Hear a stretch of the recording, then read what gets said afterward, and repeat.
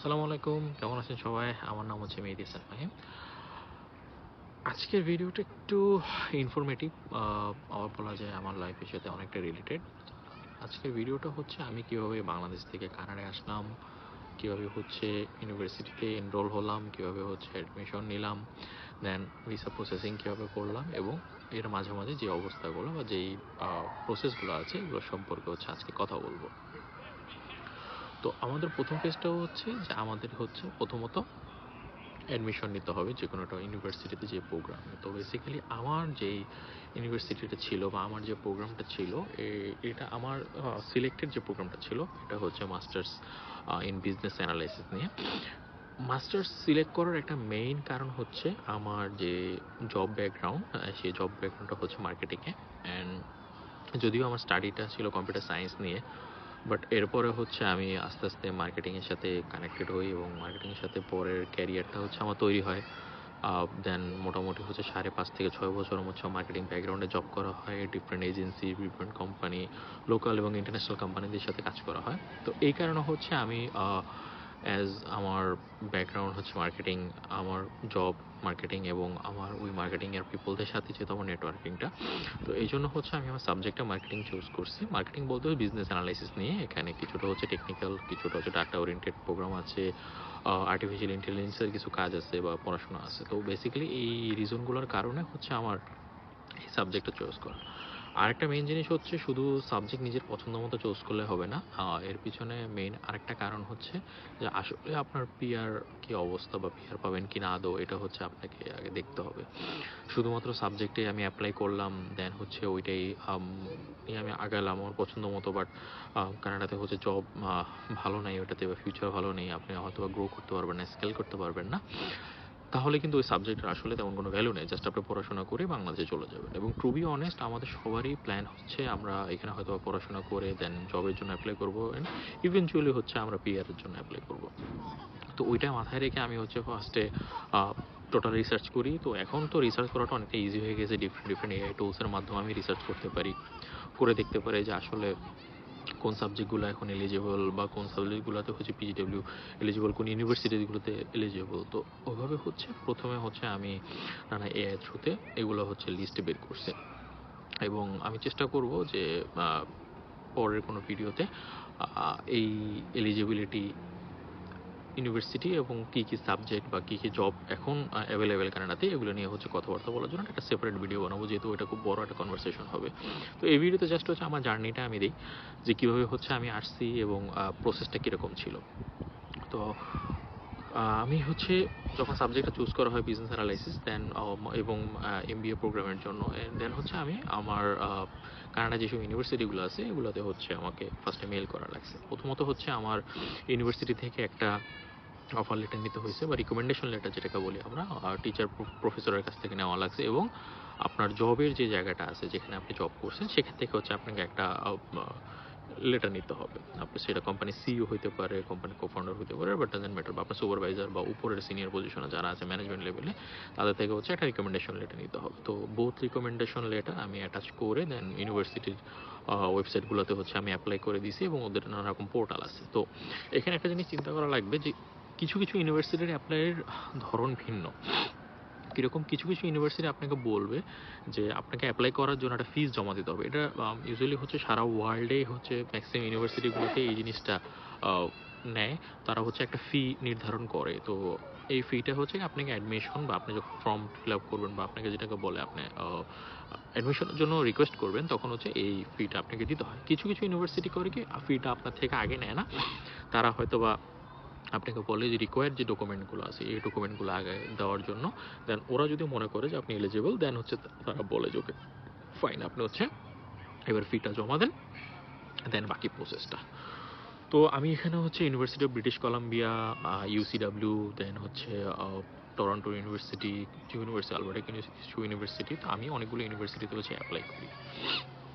তো অ্যাপ্লাই করার পরে হচ্ছে আমার ইউসিডব্লিউ থেকে হচ্ছে আমার কল আসে। তো এখানে একটা জিনিস হচ্ছে ইউসিডব্লিউ আপনার থেকে ফার্স্টে হচ্ছে অ্যাডমিশন ফিটা নেবে না, ওরা হচ্ছে আপনার থেকে সব ডকুমেন্টসগুলো নেবে। তো এখানে আমার একটা প্রবলেম যেটা হয়েছে যে আমার আইএলটিএস করা ছিল না। তো উইদাউট আইএলটিএস হচ্ছে আমাকে অনেক ইউনিভার্সিটিতে আমার অ্যাপ্লাই করা লাগছে এবং বলছি যে ঠিক আছে একটা টাইম স্পেন্ডের মধ্যে আমরা হচ্ছে আইএলটিএস করে দিব।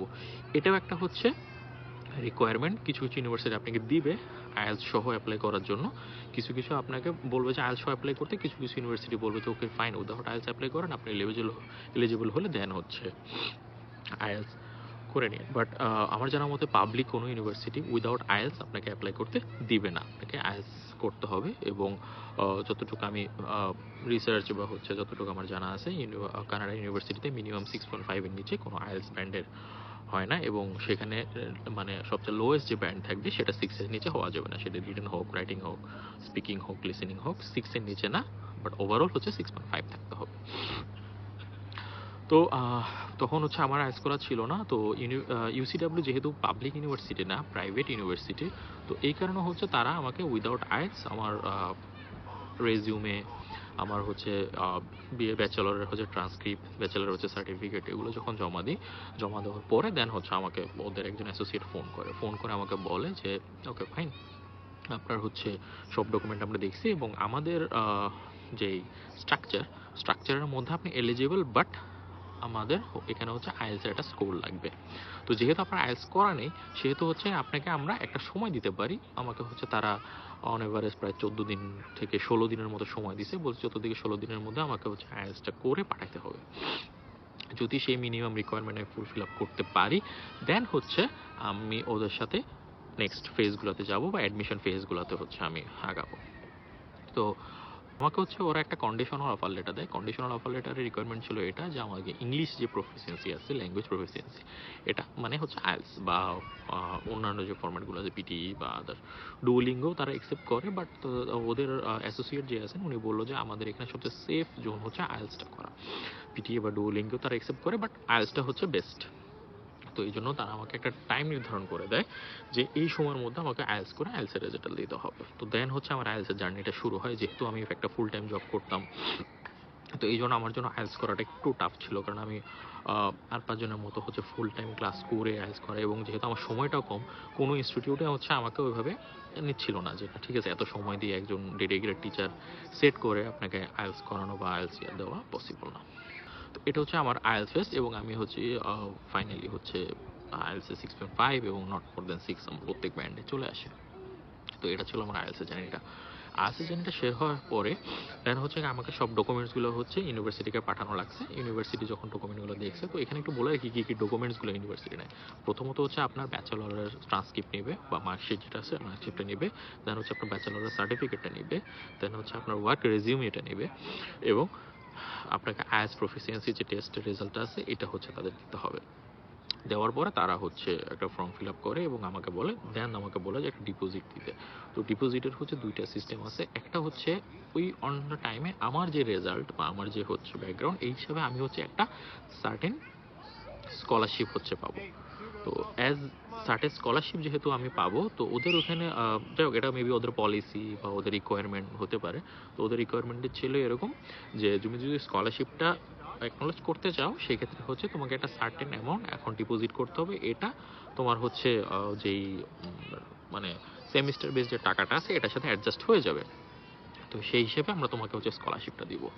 তো আমার ওইখানে অ্যামাউন্টটা ছিল প্রায় 4,500 কানাডিয়ান ডলার, সেটা বাংলাদেশি টাকায় প্রায় 4,10,000 বা 4,15,000 টাকার মতো কাছাকাছি, বা আমি ঠিক জানি না এখন রেট কিরকম বা এরকম ছিল। তো এটা দিয়েছে, এটার মধ্যে আমার যে ফর্ম ফিল আপে যে টাকাটা $150 এটা ছিল ওরা ওইখান থেকে ডিডাক্ট করে নেয়, এবং বাকি টাকাটা হচ্ছে ওরা আমার যে স্টুডেন্ট যে অ্যাকাউন্ট খুলে সেই স্টুডেন্ট অ্যাকাউন্টের মধ্যে হচ্ছে ওরা রেখে দেয় যে, এবং আমাকে হচ্ছে তারা একটা 13,000 কানাডিয়ান ডলারের একটা স্কলারশিপ তারা হচ্ছে প্রোভাইড করে। ইউজুয়ালি আমার হচ্ছে টোটাল 2 বছর প্রোগ্রামের যে অ্যামাউন্টটা এটা ছিল প্রায় $34,000। তো সেখান থেকে হচ্ছে আমি প্রায় এর $34,000টা হচ্ছে আমার যে স্কলারশিপ পাওয়ার পরে। স্কলারশিপের আগে এটা প্রায় ছিল $46,000 মতো। তো সেখানে হচ্ছে আমি $13,000 একটা স্কলারশিপ পাই, এবং বাকি হচ্ছে $33,000 হচ্ছে আমাকে দিতে হবে। তার মধ্যে অলরেডি হচ্ছে 4,500 যেটাকে বললাম, ওখান থেকে হচ্ছে আবার $150 বা $150 ওরা আলাদা রেখে দিবে। তো এখানে হচ্ছে আমার একটা কনসার্ন বা অনেকের কনসার্ন থাকতে পারে যে আমি যে টাকাটা দিয়ে দিলাম, হ্যাঁ, বাট আমি হচ্ছে ভিসার জন্য অ্যাপ্লাই করলাম, বাট ভিসা আমার হলো না, সেক্ষেত্রে আমার টাকাটা কীভাবে আসবে? তো ইউজুয়ালি হয় কি, ইউনিভার্সিটিগুলোর আপনি যখন প্রাইভেসি পলিসি বা টার্মস অ্যান্ড কন্ডিশনে যাবেন, সেখানে এরকম ফাইন্যান্সিয়াল কিছু টার্মস অ্যান্ড কন্ডিশন থাকে। তো সেম আমার ইউনিভার্সিটিরও ছিল, সেখানে স্পষ্ট লেখা ছিল যে in case of any kind of emergency, family emergency, any kind of health issue, আর যদি ভিসা রিজেকশন হয় এবং আপনি যদি এনরোল না করতে চান, সেক্ষেত্রে তারা আপনার টাকাটা রিফান্ড করে দিবে। বাট আপনার যেই অ্যাপ্লিকেশন যে টাকাটা আছে $150, এটা হচ্ছে আপনি রিফান্ড করবে না, নন রিফান্ডেবল। বাট বাকি যে অ্যামাউন্ট আছে সেটা আপনাকে রিফান্ড করে দিবে তারা। তো এইটা মোটামুটি সব ইউনিভার্সিটিতে সেম। তারপরে যে ইউনিভার্সিটিতে ঢুকবেন, অবশ্যই সেই ইউনিভার্সিটির terms and rules and regulation এগুলো দেখে নেবেন। সাধারণত তাদের ওয়েবসাইটে এগুলো খুব ট্রান্সপারেন্টভাবে লেখা থাকে, আমারটা তো ছিল। এবং সেখান থেকে আমি বুঝতে পারি যে ঠিক আছে, যেহেতু আমার তাহলে টেনশন করার কিছু নাই। এবং এটা একটা কথা হতে পারে যে বাংলাদেশ থেকে কীভাবে আমি হচ্ছে টাকাটা পাঠাবো কানাডাতে। তো ইউজুয়ালি হচ্ছে বাংলাদেশের নানা রকম ব্যাংক থেকে আপনি স্টুডেন্ট অ্যাকাউন্ট খুলতে পারবেন এবং সেই থ্রুতে হচ্ছে ইন্টারন্যাশনাল ট্রানজ্যাকশনের মতো টাকাটা পাঠাতে পারবেন। আমার ক্ষেত্রে আমি ব্র্যাক ব্যাংকের সাথে কথা বলছি, ব্র্যাক ব্যাংকের থ্রুতে হচ্ছে আমি টাকাটা পাঠাইছি। তো এটা হচ্ছে আমার ওভারঅল অ্যাডমিশনের যে প্রসেসটা গেলো। তারপরে দেন হচ্ছে আমার ভিসার জন্য অ্যাপ্লাই করতে হবে। ভিসার জন্য অ্যাপ্লাই করার জন্য যেসব মেইন ডকুমেন্টগুলো লাগে, এটা হচ্ছে আইআরসিসি পোর্টালে যেতে হবে। এবং একটা খুব ইন্টারেস্টিং ব্যাপার হচ্ছে, কানাডা আমার মনে হয় কি, আমি অনেকগুলো কান্ট্রিতে অ্যাপ্লাই করার জন্য দেখেছিলাম, বাট আমার কাছে মনে হলো যে কানাডার ভিসা অ্যাপ্লাই করাটা সবচেয়ে সোজা এবং সবচেয়ে ইজি। অ্যাজ লাইক আপনার কোনো এজেন্ট বা কোনো প্রফেশনালও দরকার হবে না, আপনি নিজে একাই হচ্ছে আপনি এটা করতে পারবেন। কীভাবে করবেন? আইআরসিসির ওয়েবসাইটে যেয়ে আপনি আইআরসিসির ওয়েবসাইটে গেলে দেখবেন যে ওখানে একদম আপনাকে স্টেপ বাই স্টেপ ভাবে বলা আছে কীভাবে অ্যাকাউন্ট খুলবেন, কীভাবে হচ্ছে সব কিছু সাবমিট করবেন, কীভাবে হচ্ছে ওদের কিছু ফর্ম আছে সেগুলো ফিল আপ করতে হবে। তো আমি ভাবছি একটা আলাদা ভিডিও বানাবো এটা নিয়ে, যে কীভাবে হচ্ছে আপনি ভিসার জন্য অ্যাপ্লাই করবেন আইআরসিসি পোর্টালের থ্রুতে, যেহেতু এটা টোটাল একটা নিউ ভিডিও। তো আমি চেষ্টা করবো সামনের কোনো ভিডিওতে একদম টোটালি আইআরসিসি পোর্টালে কীভাবে যেতে হয়, কীভাবে অ্যাকাউন্ট খুলতে হয়, কীভাবে সব কিছু সাবমিট করতে হয়, ওগুলো দেখাই দেবো। তো আমার হচ্ছে ভিসা অ্যাপ্লাইয়ের জন্য প্রথমত হচ্ছে ইউজুয়ালি দুইটাভাবে করা যায়। একটা হচ্ছে আপনি মেডিকেল আগে করতে পারেন, অর আপনি ভিসার জন্য অ্যাপ্লাই করে দেন মেডিকেল করতে পারেন, দুইটা ক্ষেত্রেও হবে। তো প্রথমত হচ্ছে আমি আগে মেডিকেলটার জন্য করে দিয়েছি, কারণ আমি জানি ভিসা প্রসেসিংটা একটু সময় সাপেক্ষ। তো এই জন্য হচ্ছে আমি ভিসা অ্যাপ্লাই করার আগে মেডিকেলটা করে ফেলছি। মেডিকেল করার জন্য খুব ইজি। আপনার কিছু যখন আইআরসিসির ওয়েবসাইটে যাবেন, সেখানে লেখা আছে কিছু ওদের সিলেক্টেড কিছু ইনস্টিটিউট আছে, মেডিকেল ইনস্টিটিউট, সেখানে যেয়ে হচ্ছে আপনাকে মেডিকেল দিতে হবে এবং তারা ওই রেজাল্টটা আইআরসিসিকে ডিরেক্ট পাঠিয়ে দেবে। তো প্রথমত হচ্ছে আমি আমার পাসপোর্ট নিয়ে জাস্ট হচ্ছে ওদের ওইখানে যখন অ্যাপ্লাই করলাম, মেডিকেলের জন্য যখন অ্যাপ্লাই করলাম, ওরা তখন হচ্ছে আমাকে প্রসেসিংটা করে দিছে। এবং অ্যাপ্লাই করার পরে আমার থেকে হচ্ছে ব্লাড, দেন হচ্ছে আদার যে মেডিকেলের জন্য যা লাগে ডোপ টেস্ট এবং আদার যে টেস্টগুলো আছে এগুলো করে নিছে। করে নেওয়ার পরে দেন আমাকে হচ্ছে বলছে 1 সপ্তাহের মধ্যে আপনার রেজাল্টটা চলে আসবে।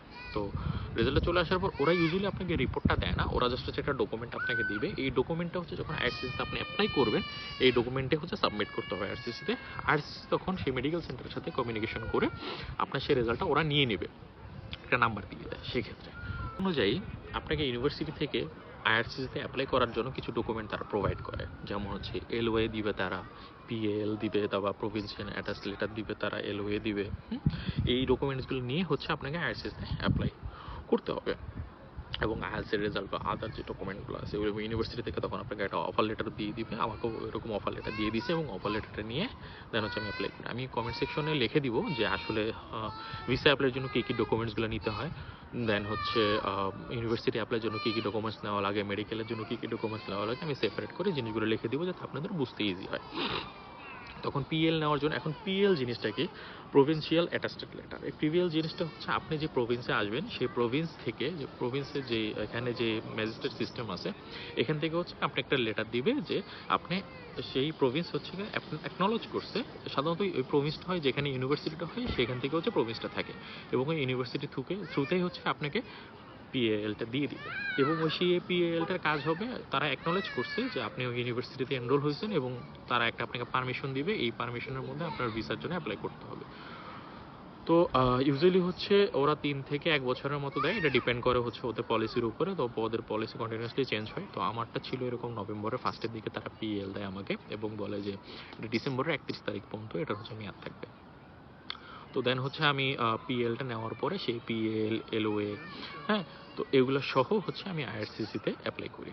আইআরসিসির অ্যাপ্লাইটা হচ্ছে শুধুমাত্র ওদের অ্যাকাউন্টে যেতে হবে, ওদের যে অ্যাকাউন্টে যেতে হবে, অ্যাকাউন্টে গিয়ে সুন্দর হচ্ছে ওদের অ্যাকাউন্টে একটা আপনার জিমেল বা আদার্স ইনফরমেশন দিয়ে অ্যাকাউন্ট খুলতে হবে এবং তারা তখন হচ্ছে আপনাকে একটা অ্যাকাউন্ট বানিয়ে দিবে।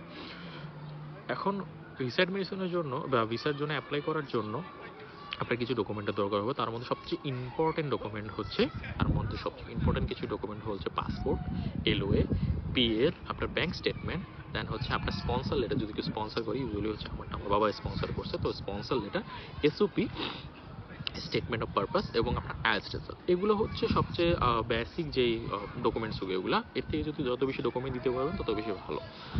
তো এবার আমি স্টেপ বাই স্টেপ আসি কীভাবে ডকুমেন্টসগুলো হচ্ছে আমি গ্যাদার করছি এবং কীভাবে হচ্ছে অ্যাপ্লাই করছি। তো প্রথমে হচ্ছে এলওএ, পিএল এবং পাসপোর্ট এবং সাথে হচ্ছে ইউনিভার্সিটির অফার লেটার এবং হচ্ছে আমার রেজিউমে অ্যাজ ওয়েল এজ যে আইএলটিএস রেজাল্ট, এগুলো অলরেডি আমার কাছে আছে। তো আমার এখানে সবচেয়ে বড় ব্যারিয়ারটা হচ্ছে স্পন্সর লেটারটা এবং এসওপিটা রেডি করা। এখন সবচেয়ে ইম্পর্টেন্ট ডকুমেন্টটা হচ্ছে এসওপি।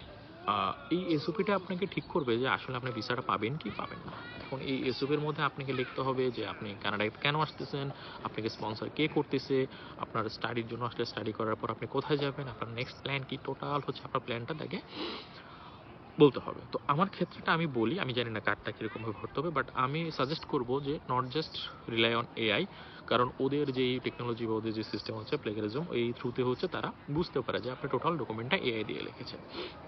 পার্সোনালি আমি কি করছি, আমি হচ্ছে প্রথমে এআই দিয়ে টোটাল ডকুমেন্টসের একটা স্ট্রাকচার তৈরি করছি। স্ট্রাকচার তৈরি করার পরে দেন ওটার মধ্যে আমি আমার যে ইনফরমেশনগুলো বা আমি কেন যাব এটা হচ্ছে ইমপ্লিমেন্ট করছি। তো আমার দিকটা যেরকম হচ্ছে, যেমন আমাদের ফ্যামিলির একটা ছোটোখাটো বিজনেস আছে ক্লোদিং ব্র্যান্ডের। তো আমি যেহেতু এটা লাস্ট 3 বছর ধরে রানিং এবং আমার বাবা হচ্ছে টোটালি এটা অপারেট করতেছে, খুব ছোটো একটা বিজনেস, বাট উনি একটা জিনিস ভালো কাজ করতেছে যে উনি টোটালি এই জিনিস ট্রানজ্যাকশন দেন ট্যাক্স ব্যাট এগুলো সব কিছু সবসময় ক্লিয়ার রাখছে।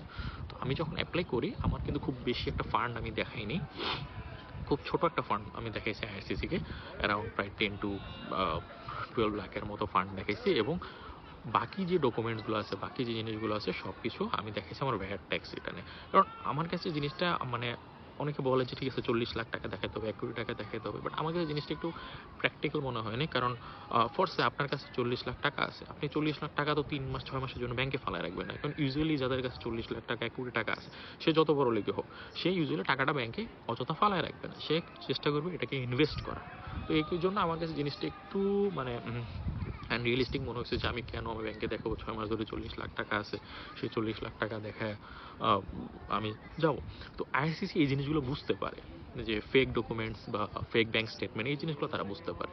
তো আমি পার্সোনালি আমি কাজ করছি, আমি হচ্ছে আমার বাবার বিজনেস যে অ্যাকাউন্টটা আছে এই অ্যাকাউন্টে যে টোটাল 3 বছরের ট্রানজ্যাকশন, এই ট্রানজ্যাকশনটা দিয়েছি, সাথে আমার বাবার যে ট্যাক্স ভ্যাট রিটার্ন যে বিজনেসের যে ট্যাক্সের আছে সব কিছু হচ্ছে ডকুমেন্টসগুলো আমি সুন্দর মতো রেডি করে আমি হচ্ছে আইআরসিসিকে দিয়েছি। আমার স্টেটমেন্ট ব্যাংক স্টেটমেন্টের ক্ষেত্রে আমি কাজটা করছি। আর সাথে এসওপির মধ্যে আমি যে কথাটা লিখেছি যে অ্যাজ আমার ব্যাকগ্রাউন্ড হচ্ছে মার্কেটিং এবং আমার যে বিজনেস, যেহেতু ফ্যামিলি বিজনেস আছে, তো আমি এসওপির মধ্যে আমার ইনফরমেশনটা ছিল এরকম যে আমি ইউনিভার্সিটিতে যাচ্ছি, কানাডা যাচ্ছি পড়াশোনা করার জন্য এবং পড়াশোনা করে আমি বাংলাদেশে এসে এই বিজনেসের সাথে কানেক্ট হবো। আমি দেখেন নর্মালি অনেকের ভিডিওতে দেখবেন এসওপিতে তারা কী লেখে এটা বলতে চায় না, বাট আমার কাছে মনে হচ্ছে আমি জিনিসটা ট্রান্সপারেন্ট থাকাটা বেটার, বা আমি কীভাবে কাজ করছি সেটা বলাটা বেটার মনে করছে। কারণ আই থিঙ্ক এটা দেখে হয়তো অনেকে হেল্প হবে। বাট যে প্রবলেমটা আমি ফেস করছি, আমার যখন এসওপি লেখা লাগতো আমি অনেক মানুষের সাথে কথা বলছি, বাট কেউ আমাকে হচ্ছে ওইভাবে হেল্প করেনি। সবাই হচ্ছে বলছে ওকে ফাইন এভাবে করা যাবে ওভাবে করা যাবে, বাট আলটিমেটলি আমি কারোর কাছ থেকে এসওপি নিয়ে তেমন একটা হেল্প পাইনি। এবং অনেক ইনস্টিটিউট আছে যারা বলছে এসওপি লিখে দিবে, বাট ওইভাবে সেটাও আমি হচ্ছে হেল্প পাইনি। তো এবং তারা অনেক বেশি চার্জ করতেছিল, যেটা আমার কাছে ওই সময় দেওয়া পক্ষে সম্ভব ছিল না, কারণ এমনি অনেক টাকা পয়সা এখানে চলে গেছে।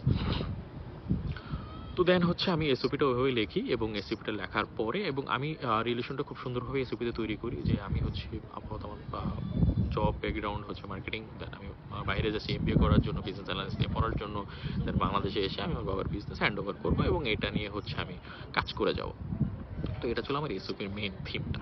তো এটা নিয়ে হচ্ছে আমি এসওপি তৈরি করি। আমি চেষ্টা করবো যে আমার এসওপির কাছে, আমি এক্সাক্ট এসওপিটা আমি কমেন্ট বক্সে দিতে পারবো না, বাট আমি চেষ্টা করবো আমার এসওপির কাছাকাছি কোনো ডকুমেন্ট বা হচ্ছে ওই স্ট্রাকচারে একটা টেমপ্লেট তৈরি করে আমি কমেন্ট সেকশনে দিয়ে দিতে, যাতে হচ্ছে যারা অ্যাপ্লাই করতে চাচ্ছেন তাদের জন্য অ্যাটলিস্ট যেন ইজি হয়।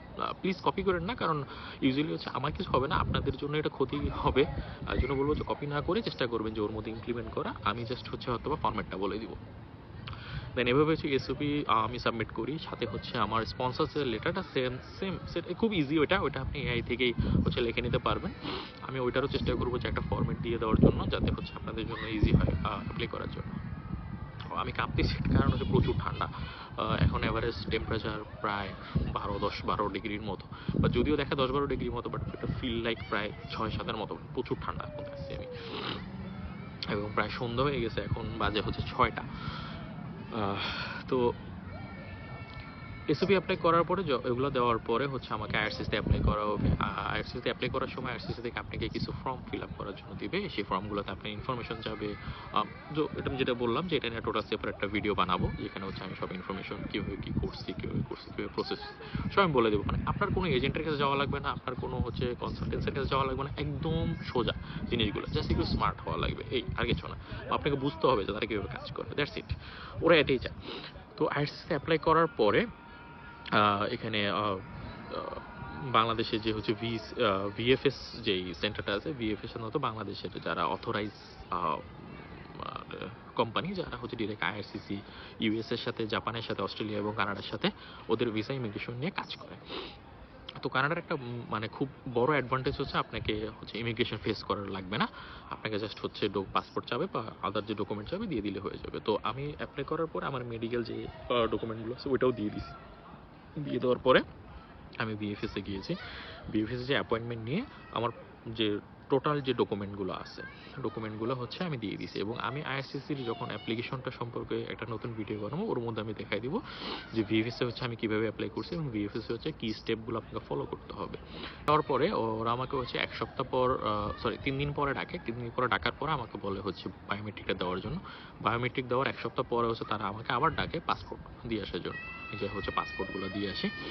পাসপোর্ট দিয়ে আসার পর মোটামুটি আমার একটা প্রবলেম হয়েছিল যে আমি পাসপোর্ট দিয়েছিলাম ইউজুয়ালি হচ্ছে ডিসেম্বরের 21-22 তারিখ বা হচ্ছে এরকম, বা 24 তারিখে হচ্ছে আমি পাসপোর্ট দিই।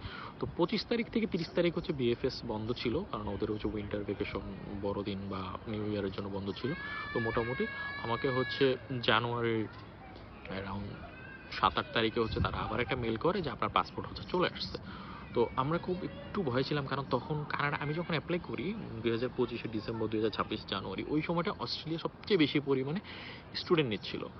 তো আমার ভুল ছিল, আমি সবকিছু রিসার্চ কানাডা নিয়ে করছি, কারণ ওর পরে প্রায় সেপ্টেম্বর অক্টোবরের পরে নভেম্বরের দিক থেকে অস্ট্রেলিয়া বলে যে ঠিক আছে বাংলাদেশিদের তারা বেশি বেশি ভিসা দেবে। বাট আমার যেটা প্ল্যান ছিল যে আমি ইউএস আর কানাডায় কোনোভাবে শিফট হবো, কোনো পড়াশোনা করতে যাবো। তো ইউএসএ থেকে আমার কানাডা বেশি ভালো লাগতো, তো আমি এই জন্য কানাডা নিয়ে বেশি ফোকাস ছিলাম।